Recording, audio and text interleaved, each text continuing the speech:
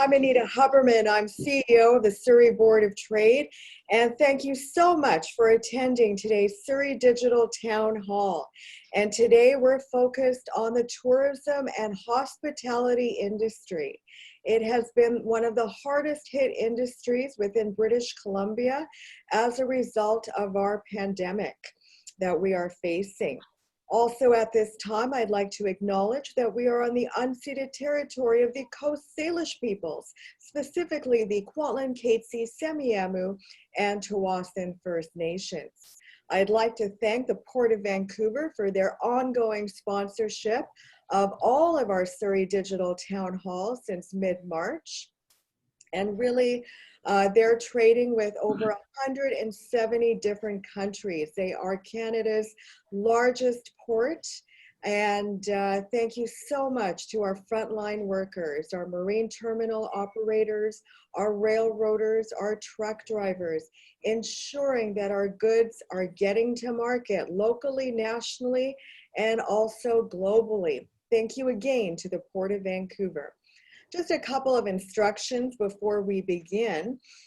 Just a reminder, if you do have any questions, to please type them in the chat box now. We will get to them in as much as we possibly can in the 1 hour that we have with you. If we're unable to get to you, then we will respond to you after the session is over. The session is being recorded and the link will be sent to you afterwards. Just a couple of things before we begin. I wanted to let you know that the Surrey Board of Trade, myself, we're one of 9 organizations that sit on the Premier's Economic Recovery Task Force, identifying gaps and opportunities during the pandemic and also post-pandemic, ensuring that we are preparing for economic recovery. We meet with the Premier every couple of weeks, and these are really meaningful conversations to ensure that we have the health and safety and the economy in alignment. And also, we are hosting at the Surrey Board of Trade Canada's first Economic Recovery Summit for the City of Surrey. That is taking place on June 25th and June 26th. And the Premier of BC is going to be at this virtual event. And you can find more information on that at businessinsurrey.com. It is free to attend and really focuses on the very diverse industry landscape of our city. Surrey is going to be the largest city in British Columbia very soon. We are growing by 1,400 people a month.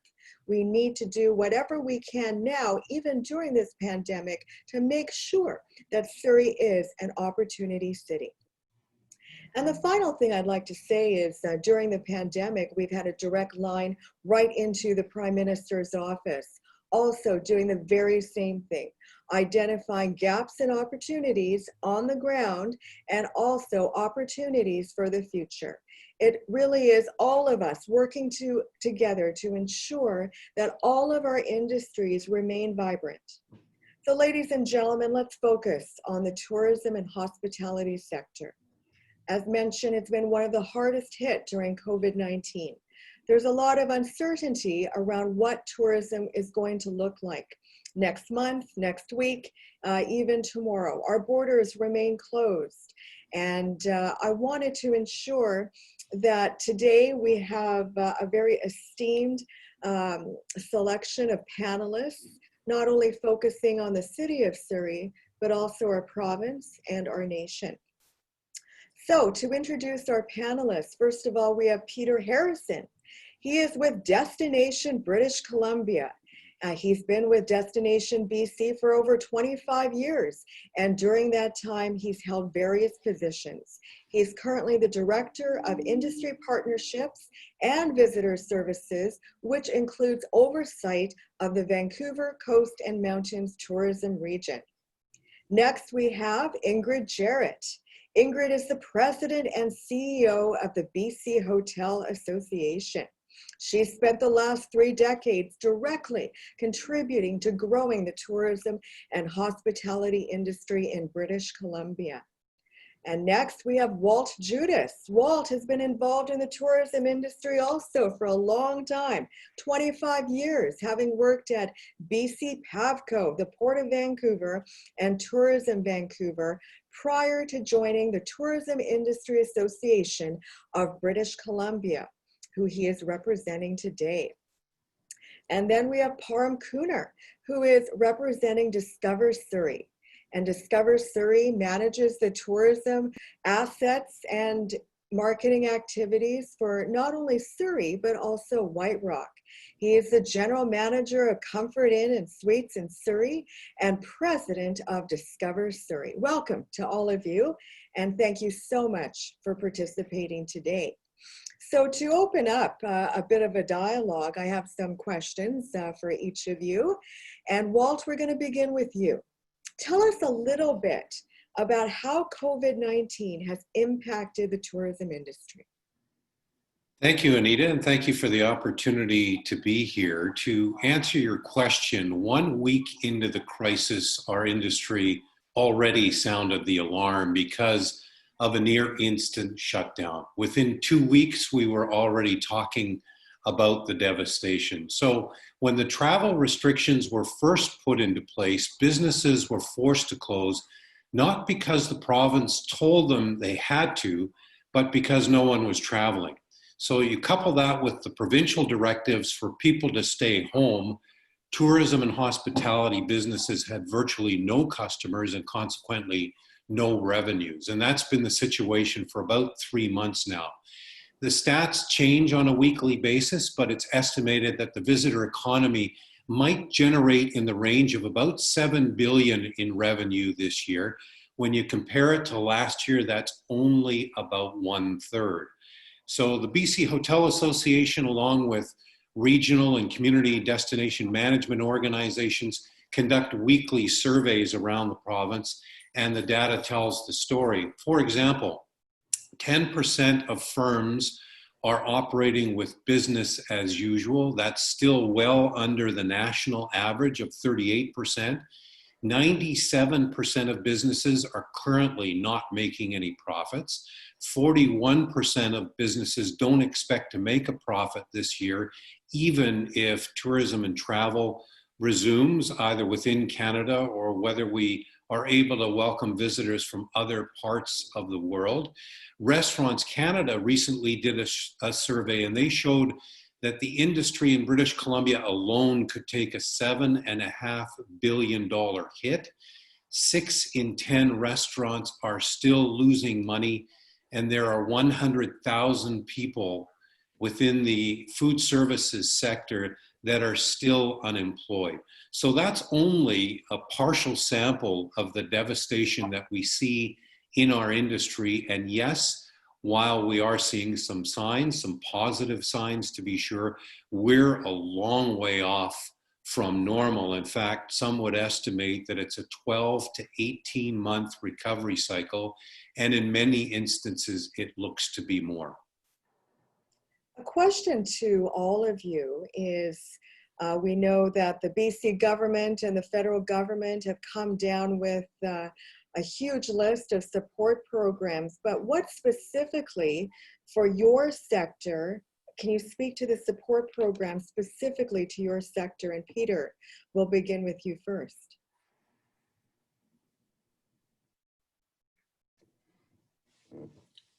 You're on mute. There. Sorry about that. Yeah, thanks very much. And I just, first of all, like to thank you, Anita, for inviting Destination BC to be a part of the panel today as well.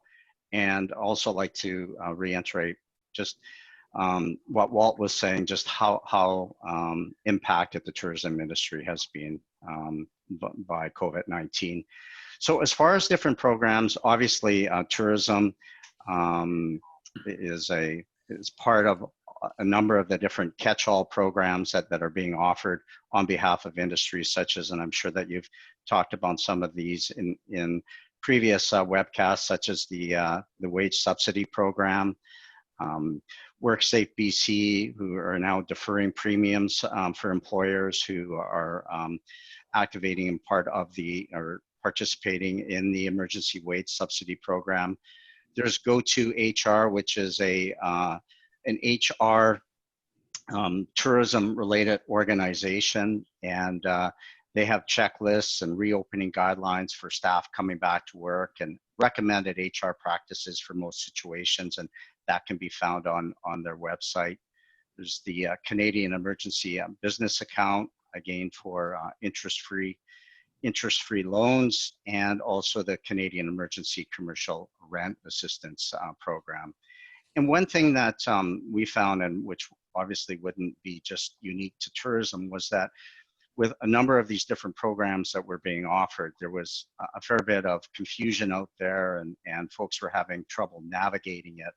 And so as a result of that, the Destination British Columbia, in looking after the Vancouver Coast and Mountains tourism region, which Surrey is a part of, and working with other tourism regions in the province, we created something called the Tourism Resiliency Network, which is a website that is set up and where tourism businesses can go to and self-identify which tourism region they're in, and they can contact that tourism region and basically fill out a form to indicate kind of the information that they would like to know or their particular situation. And one of our business advisors will then contact them and try and come up with a customized approach as far as assisting them to navigate those programs. And what I'll do is it's the website is in tourismresiliency.ca, but I'll drop it in on the chat box if anybody is interested in linking into that website. And we'd be more than happy to assist you. For those businesses that aren't part of tourism, Small Business BC offers a similar type of service, and I would encourage you to reach out to them if that's a situation.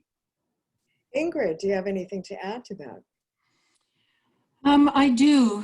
The wage program federally has been of great benefit, although we are seeing within the hotel sector that the majority of employees have yet to be rehired due to, there's between 25 and 30% of all the hotels in the province that remain closed at this time. There is significant concern around the demand that we'll be able to generate, and certainly the focus is doing whatever we can to save the summer. Some of the programs, so the wage subsidy program has been very helpful, but within British Columbia, only 13% of hotels have actually successfully accessed the fiscal relief through the banking system. And we're now discovering that in actual fact, the hotel industry is very misunderstood. We're financed in many different ways, and there's many different structures for hotel ownership. And so a lot of the work that we've been doing is actually educating government and banks on what that looks like. So we really need to make sure that we fix that, because when we did our survey last week, again, liquidity is the #1 concern. And then some of the other efforts that we really need to move the needle on are the property tax relief, which is of course a municipal advocacy issue, but our provincial municipal government certainly has the opportunity to have an influence there. So we actually are doing a webinar on property tax with property tax experts that people can sign into, because when you're educated on what you can do about that, I think it really will help those hoteliers assist their municipalities in looking at what those some of those relief measures could be. You know, to Walt's point, we still have almost 60,000 people that are laid off in the province. And the #1 concern is the temporary layoff timeframe, which times out at the end of June. And so we're working very hard with our provincial government to do what we can to move that temporary layoff timeframe. It would certainly be clear that the number of employees laid off and the lack of certainty around regaining our summer, that time frame needs to move, or there will be, in fact, businesses that will be forced to insolvency. So it's a very dire circumstance right now for the hotel industry. Yes, and we've been working on both of those measures around the temporary layoff piece with the provincial government and Mhm. WorkSafe BC as well. And of course, the property tax piece, which unfortunately in Surrey, there's no budging there. But completely understand your perspective. Walt, your thoughts? Yeah, Ingrid mentioned a number of the programs, and we do have to give credit to government where credit is due. At the federal level, they have introduced many programs that businesses of all kinds, not only tourism, have been able to take advantage of. But more importantly, I think what they've gotten is a lot of feedback from the tourism industry and other sectors, I'm sure, on where the gaps are. And they can consistently make the adjustments. Sometimes it's in a timely fashion, other times we're still waiting for some of those changes to take place. The announcements are often done well in advance of the details, but nonetheless, those Mhm. programs are helpful.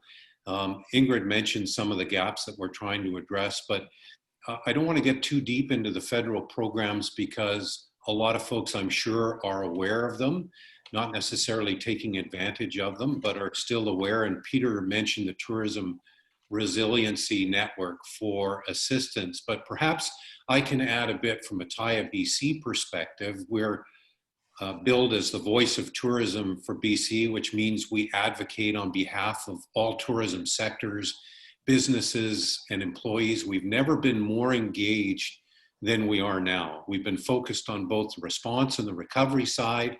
And the best way that we can help businesses is when we hear from them directly Mhm. about the pain points, what's working, what's not working with the government programs, so that we can communicate those results to both federal and provincial government officials. We can advocate for the changes that are necessary.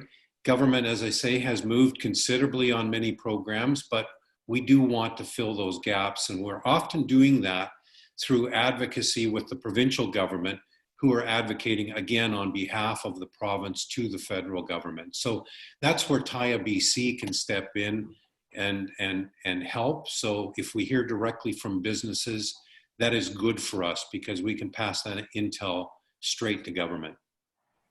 So Parm, from the Tourism Surrey perspective, which also includes White Rock, tell us your perspective on support programs to really help us as a destination in Surrey and White Rock. Definitely. So when it comes, just to add to Ingrid's point, the wage subsidy has been a great asset to our industry. However, the challenge we have is that when the demand isn't there, it's very difficult to bring back staff. And one thing that we've discussed at Discover Surrey is that although the demand may not be there, this is a great opportunity for hoteliers to do some of the upgrades and renovations that have been put off during the last few years when we've experienced really high occupancy. So although staff may not be coming back to necessarily be servicing rooms, it's a great chance for us to bring back staff, use the wage subsidy as well, to do some of the work that we've been neglecting over the past few years.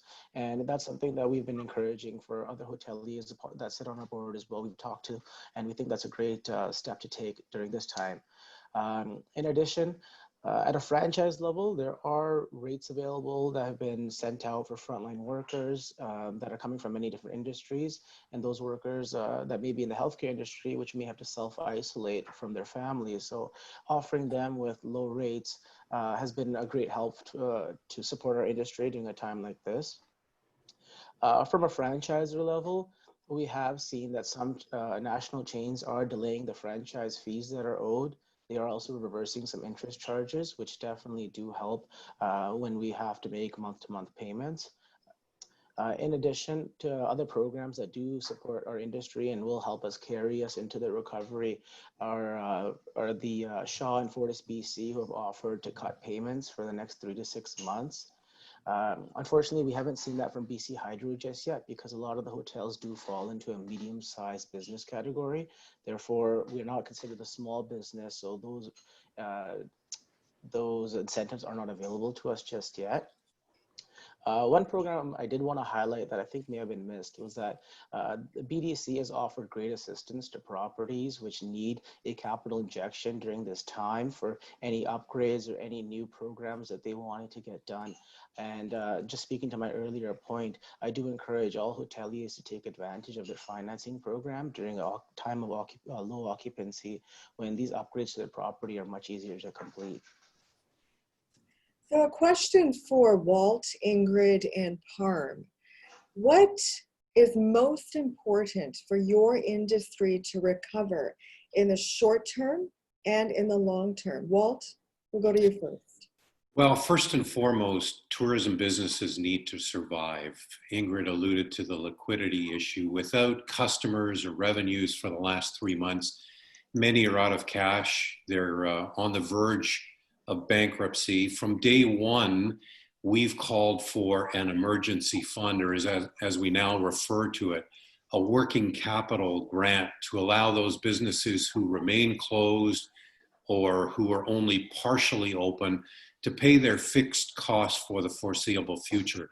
Provinces like Saskatchewan, the territories, they have similar programs, a working capital grant in place, and that is proving to be very good for tourism businesses to survive this period. Quebec, as you may be aware, recently announced a $750 million package to help their tourism and hospitality industry.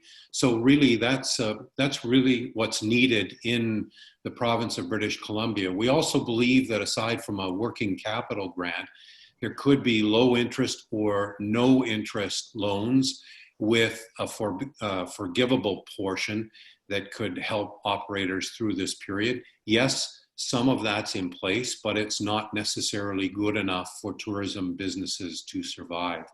The second thing that I would say is that we need travel restrictions lifted, and soon. First, within the province to allow people to travel within their home region, then region to region. So let's say from Metro Vancouver area to the island, etc.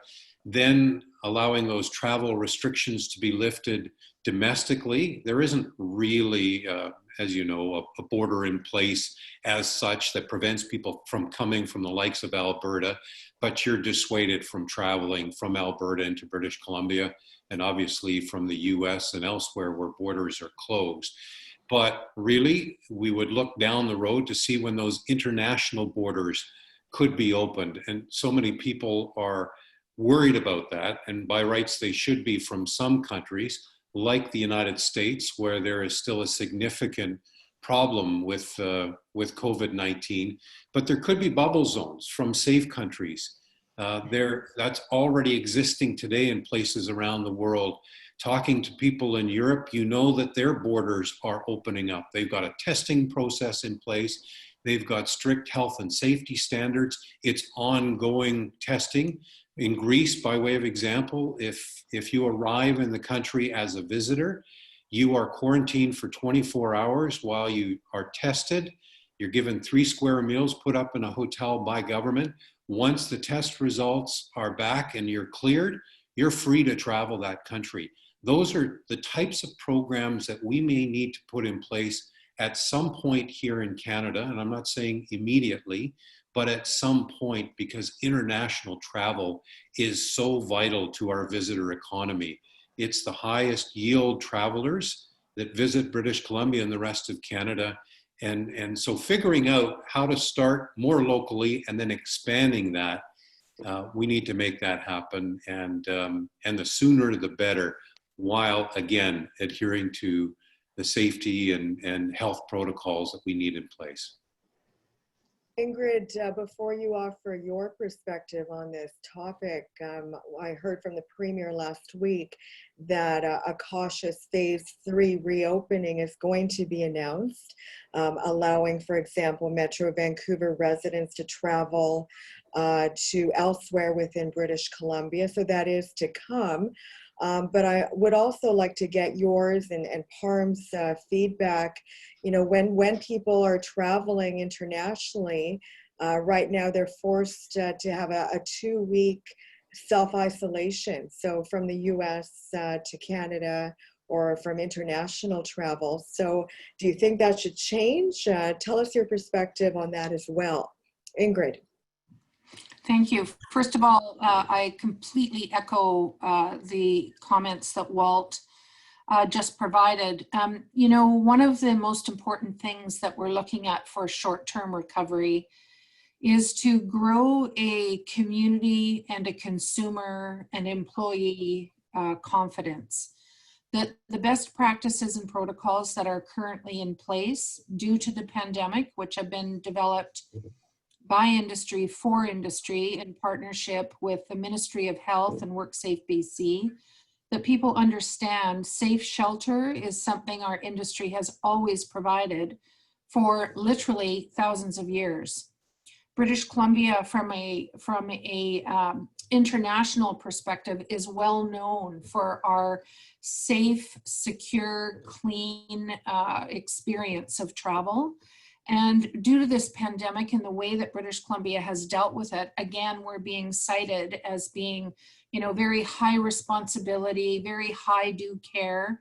And I really think that we need to amplify the message of confidence to ensure within British Columbia when that opens, and to Walt's point, it's critical that that opens soon. And the fallout of that, I don't even really like to refer to, but it's significant. If we don't save this summer for many, many business operators, and not just in the accommodation industry, you know, we have developed and worked with every subsector of accommodation to develop these practices, and everybody has their safety plan and their pre-arrival communication and their, you know, whether it's distancing or sterilization stations or, you know, a tracking mechanism of how often you clean your elevators, or, you know, the time frame between arrival, departure, like all of those operational pieces that ensure that the delivery is safe and secure are in place. There's a lot of confusion in the market right now. Can we be open? Do we have to wait to open? How far is local travel? And because there's so many different layered messages, our consumer doesn't feel confident. So that's a short term, we have to fix that. We have to become clear, we have to become confident, and we have to be proud of that due care that we're providing. In the longer run, domestic travel for the summer is critical. And to Walt's point, we can look at Manitoba, or we can look at Alberta or some of the maritime provinces and be able to look at that. And again, whether we look at through a bubble or whether we say domestic travel for Canada is part of our let's save the economy perspective, or the travel and tourism industry, I think that's a really important piece. The international travel, we really do need it to survive. There are many, many of the most extraordinary experiences in the province that will fail if we don't regenerate that market. My goal is we do it in 2020, but I don't know if that's actually realistic. It might be 2021. So if that's the case, then we need a strategy to make sure that we provide the demand to that product as much as we do to other products within the province. So Parm, tell us about the Surrey and White Rock perspective.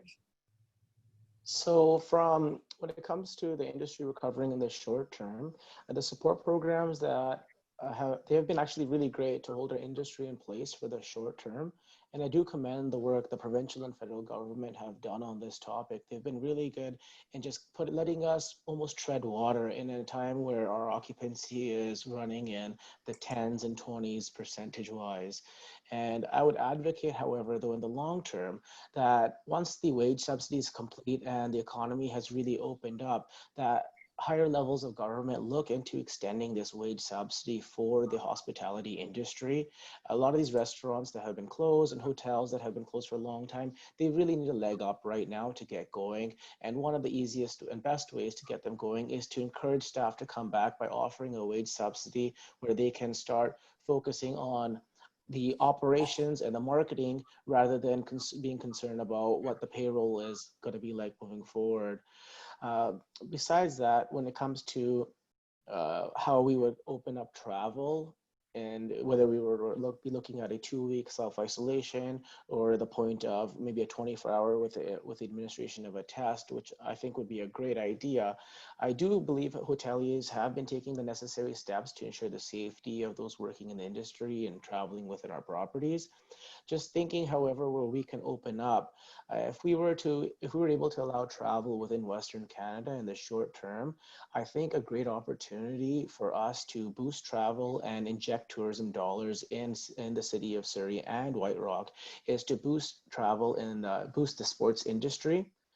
As I'm sure you're all aware, Surrey does host hundreds of tournaments annually, and if our organizations are able to instill consumer confidence, then there's definitely an opportunity to bring back some of those long stay guests, which do inject millions into our industries. And not only is the restaurant industry going to be able to feel this benefit, but places like White Rock, which have a great pier, which we can advocate for and send guests to. And there's lots of tourism dollars that do get injected over there. And we from Surrey do send a lot of our guests over to White Rock because we don't necessarily here in Surrey have a destination for us to constantly send travel to. That White Rock is a key asset. And if we're able to support sport, for example, there are kids that are coming here that need something to do in the off time, and their parents are asking, where can we send them? What can we do? And a hot June or July day is perfect to go to the White Rock promenade and have an ice cream. And if we can bring those people from out of town within Western Canada, a lot of these tournaments are Western Canada based, then I think that's great for the industry in the short term. Ingrid, what type of business recovery support does your association provide to your members? That's a great question. So we have, the first thing we did was launch an education program. And that was to keep all of the employees and the employers connected and make sure that we're investing in the development of our industry. The next thing that we did is we set forward a series of partnerships. So we have a revenue management strategy partnership with an international company called Smith Travel Research. It's actually a benchmarking firm. So it allows hotels or accommodators of all sizes to be able to take advantage of the intel of recovery from historic trends, but also to monitor their own destination or potentially their competitive set and learn how to use those benchmarking to make sure that they're recovering in the short term rather than the long term. We have a partnership with Fortis BC on behalf of the entire industry, and we are just launching with them. We actually have a webinar tomorrow, which provides an energy analyst that is a part of our team that will go into a hotel or a motel or an accommodator and assist them in identifying energy saving opportunities. And that's completely complementary, as is the revenue management strategy opportunity. We also have the property tax intelligence and expertise that is being provided on behalf of the Hotel Association for the province, for the industry, which is also complementary. So as we look at the different sticking points or pain points of the industry, we're really looking for those partnerships to make sure that we support the industry in the interim. The other thing that we do is work very closely with our provincial counterparts and the Hotel Association of Canada to look at that intel and expertise on those cleaning and training programs. We have a very close relationship with Go2HR and have worked very closely with them on developing training to support the best practices that are currently aligned with WorkSafe BC. That's an ever-changing document as we open up or as the pandemic eases off. So that's a living document that's on our website. And, we have a remarkable amount of intel and information to support. You wouldn't believe the questions that we get. And so we've really developed out this COVID-related information portal so that people at any time can reach out to either myself or one of our team or go directly to the bcha.com website for support. Peter from Destination BC, what kind of business recovery support are you providing? We've been involved in, excuse me, in training for a number of years, and just with what happened with COVID-19, we pivoted and focused obviously on that situation. And we've been running a webinar series since early May, and it's called the Road to Recovery webinar series. And it includes 14, and 10 have been delivered to date. And there's been approximately about 1,500 people that have participated in those webinars. And the subjects have ranged from a look at the post-COVID-19 visitor, for businesses rethinking their product offering, and also digital and social media strategies for reopening. And 5 of the webinars were delivered in partnership with Go2HR. And these sessions focused on occupational health and safety, human resource questions, and also customer service challenges as businesses reopen. And so all the webinars are recorded, and they can be found on Destination BC's website, which is destinationbc.ca, and you just click on the Learning Center section. And our next one is scheduled for tomorrow at 2 p.m. And you can just go into the website to register for that. And we have we have one next week that we think is going to be, quite popular, and that's on June 23rd. And the session is going to be led by the team at Facebook, and it looks at using Facebook and Instagram in your social media strategy. So again, if any businesses want to just go to our website, they can sign up for that. Walt, can you just expand upon your perspective on how we can support growing consumer confidence to save the summer and fall season? Well, government and all of us really are taking our lead from Dr. Henry on when it's okay to travel. She and the province, I think, have done an amazing job of managing the crisis. In many respects, BC is considered a world leader on that front. However, when we launch phase 3, which could be as soon as today, and all of us are keeping our fingers crossed, and Dr. Henry says it's okay to travel within your home region and between regions, then it becomes increasingly important for communities to encourage residents and local businesses to welcome visitors.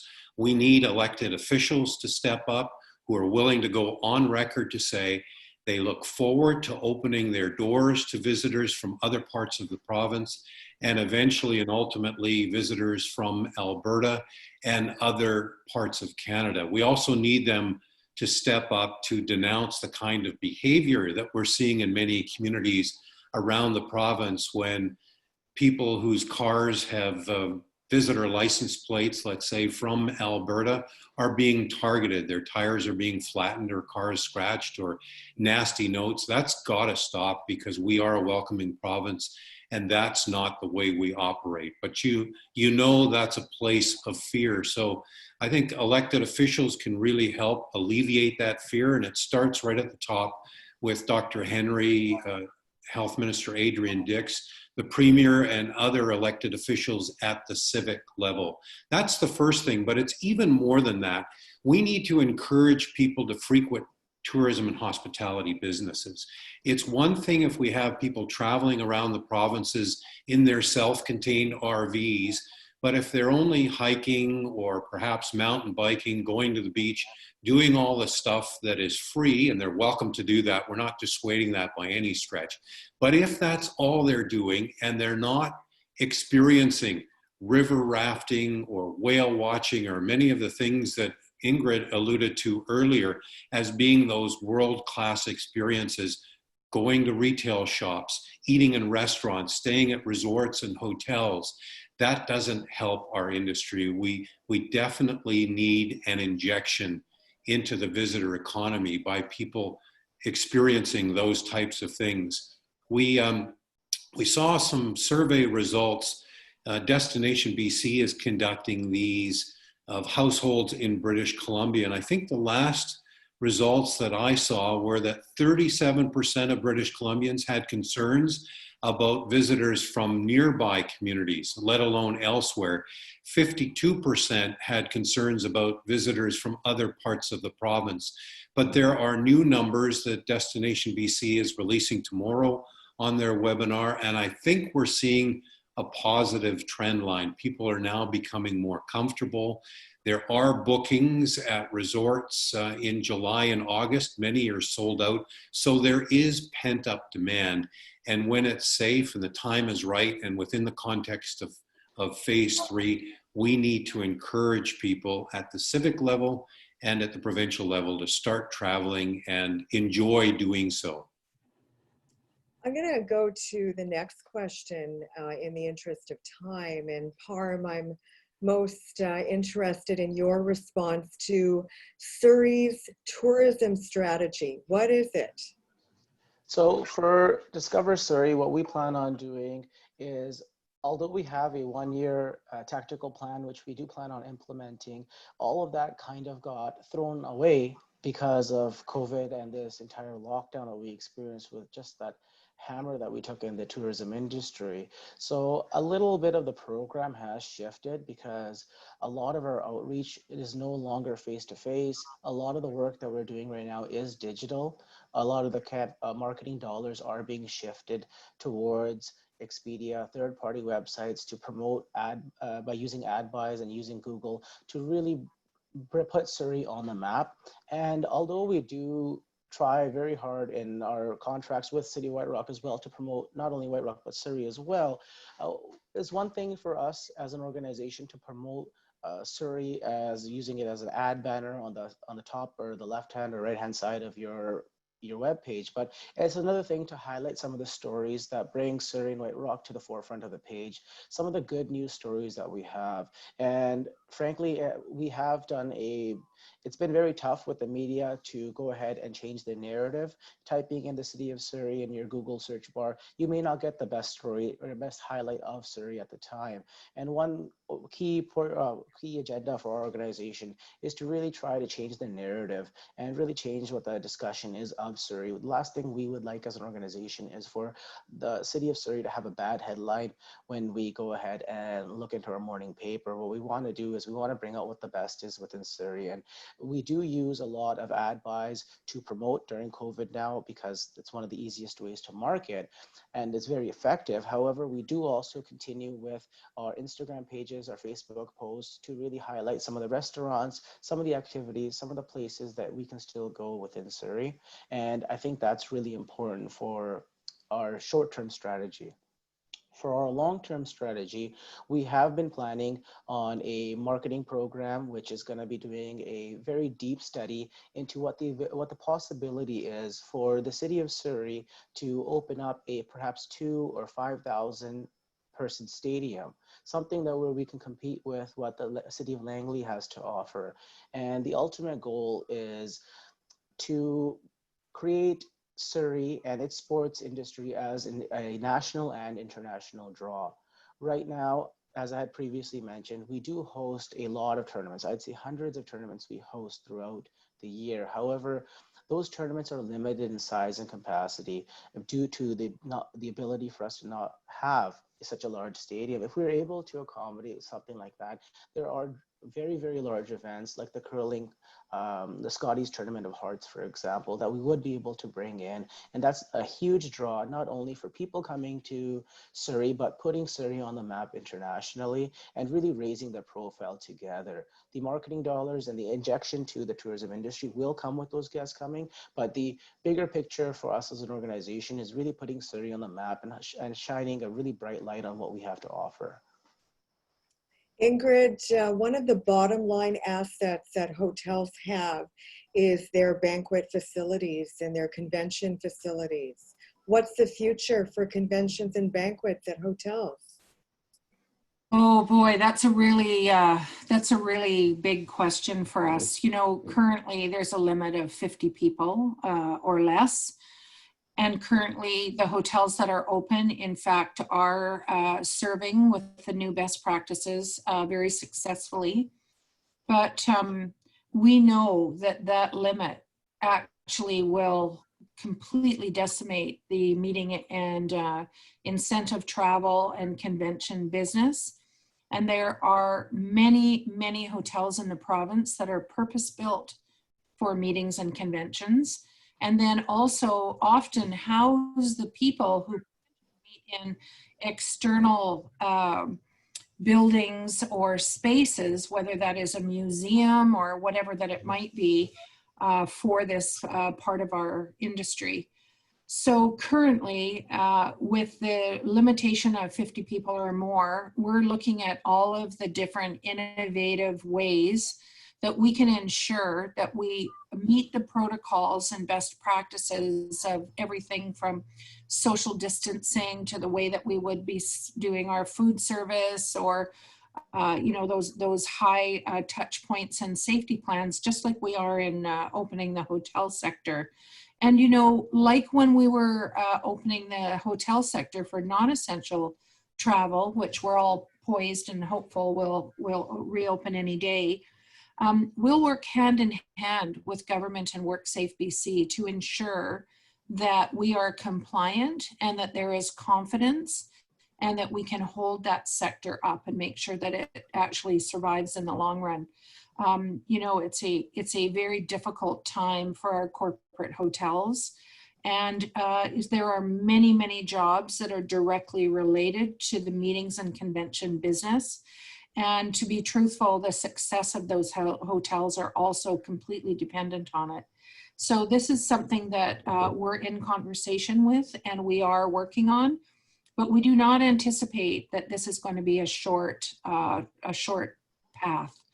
Our goal is that we can successfully reopen this sector in the fourth quarter of 2020. We have no ability to know whether or not that will actually occur or whether it might be 2021, but we are determined to work on it and to see if we can't make sure that we're confident and that we can instill confidence to regenerate that sector.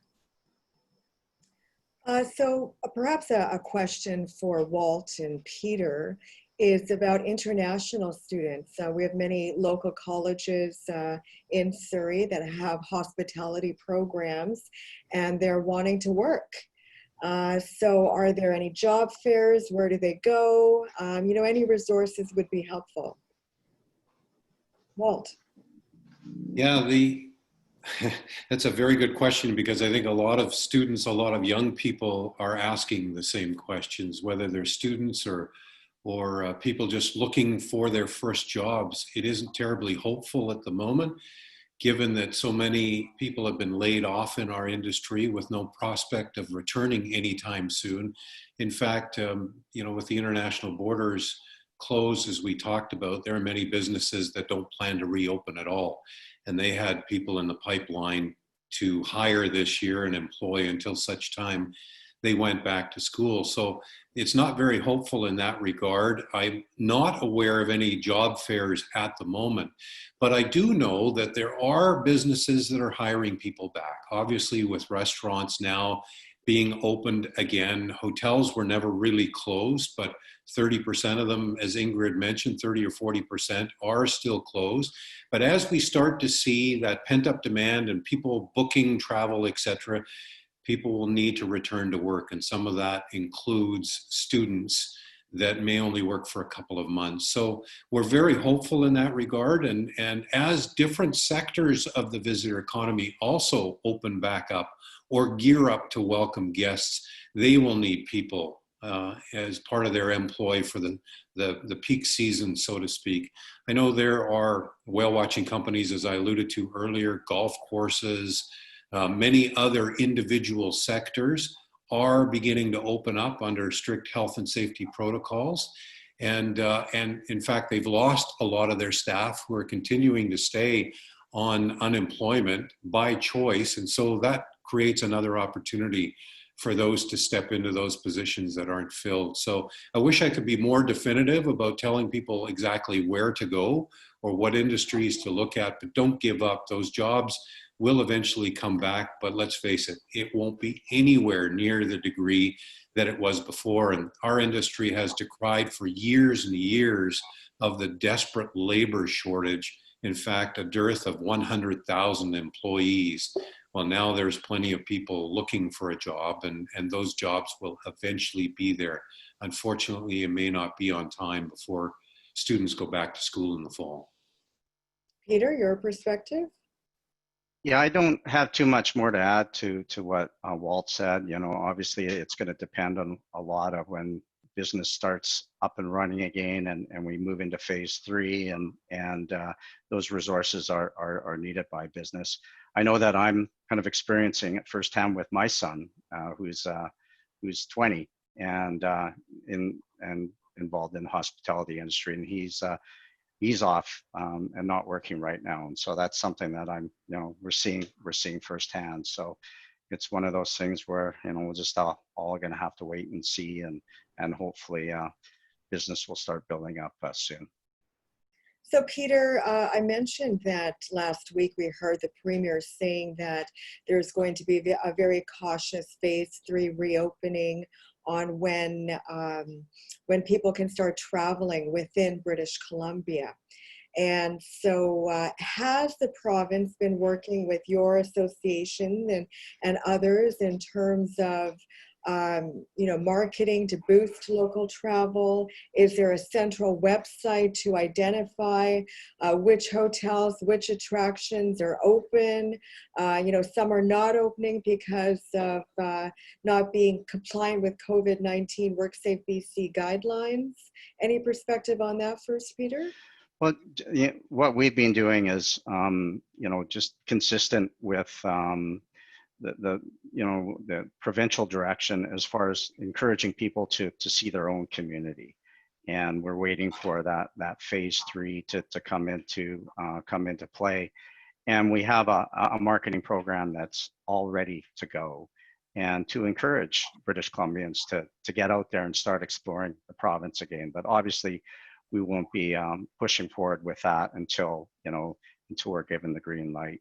We also have been working with a number of our different partners throughout the province as well, and working with destination marketing organizations like here in Surrey, with Discover Surrey, and Parm is working as the chair of, and the province just a few weeks ago provided resources to each of the destination marketing organizations around the province to help them with operating and administrative costs so that they could pay their workers. So they're already at a local level in order to start marketing as well once the time is right. But it's going to be a situation too where not only will there be the direction provincially, but there's also going to have to be the social license that is granted in each of the different communities as well, that each of them are ready to welcome and greet tourists, and that may be different depending on what community you're on part of in the province. Ingrid, I'm wondering about innovation. So one of the topics for Surrey's Economic Recovery Summit next week is around, yes, we are in a pandemic. Yes, we have challenges. But tell me from your industry perspective about opportunities for innovation, technology. How will the nature of work evolve? Well, I can say for our industry, one of the technology pieces that our industry has been working on for several years is a hotel-owned booking platform that will allow them direct access to demand online, and it's called Check-in Canada. Many destination marketing organizations around the province and across Canada actually use it as their booking portal. And that is, we're seeing, is gaining a significant amount of interest and support due to, as Parm was identifying, with the online travel agencies and their extremely high commissions. So we are seeing that from an innovation and a for industry by industry perspective is a real significant opportunity. I think some of the other things from a technology perspective is there is, for an example, the electrostatic sprayers, which some of the larger brands are talking about, although there is a little bit of controversy around, does it really sterilize everything? But there's lots of different trials going on to suggest that, that cleanliness and the sterile nature of a hotel, the more that we can do, we used to be, gently behind the scenes, cleaning and caring. And this whole new world that we're living in, all of that is right up front because the public and the employees and the employers want to proudly show that that is something. And that is kind of interesting how that is completely flipped on its head. I think some of the other things is, of course, food and beverage is intimately tied to the hospitality industry. So there's all kinds of different innovative ways that we've been able to morph the success of that part of our industry as well. And apps to pre-check in, so you don't actually have to check in at a counter, that you can turn on and off the heat in a room to save energy with an app that you have that maybe is directly linked to your key card. And again, our associate members are providing all kinds of opportunities for the accommodation sector to look at some of those new innovative technologies and see if they fit for their operations. And my final question is to Parm from Discover Surrey. One of the initiatives as part of our overall city budget review annually is around mayor and council increasing Surrey's tourism assets, investing in infrastructure to ensure that we have good quality jobs on the ground for this sector. How is Discover Surrey working with mayor and council to increase those tourism infrastructure assets, not only in the short term, but also in the long term? So when it comes to the assets that we have, we've been very lucky to be working with this mayor and council and the previous mayor and council on a really good basis where we have an understanding of the importance of tourism to the city of Surrey. And we have come up with a number of different initiatives that we had been working on in the past and that we are still working on in the future to better streamline. And the conversation technology is really important when it comes to this because we're able to streamline things if we have the technology in place. And we've actually been working with economic development at the city of Surrey hand in hand. And our goal here is, you've heard me speak a lot about sport, and a lot of what tourism Discover Surrey does is sport related. And what we want to do now is we want to take that to the next level where we are able to create a Sports Surrey system in which the hoteliers are able to log into. They're able to not only put their requests in for what kind of events or what dates that they would be able to accommodate, but in addition to that, there's feedback channels where we are aware of what events are filling up, what events may not be filling up, so that hotels aren't necessarily hoarding rooms for events that will not be occupied, and we're still able to accommodate guests that are coming from leisure or other segments of the market. And it's by working with the city and their development team hand in hand, we're able to come up with these much more streamlined apps where the days of sending faxes and just scribbling on a piece of paper how many rooms we have available for certain days, those are long gone. And what was happening there was a huge gap in terms of communication. There was a lot of information that was getting missed. And the last thing we want as an organization that represents all the hotels within Surrey is for some of the hotels to feel as if they weren't a part of the process. And by streamlining it, working with the city and having everybody on board on one centralized platform is just one of the ways in which Discover Surrey is able to bring everyone together. So ladies and gentlemen, we are looking forward to the phase 3 reopening of British Columbia, and that is going to help our tourism and hospitality sector. So watch for that announcement happening soon. And remember to book your ticket for the virtual Surrey Economic Recovery Summit on June 25 and June 26. Thank you to our panelists. Thank you to all of you. Make it a great business day.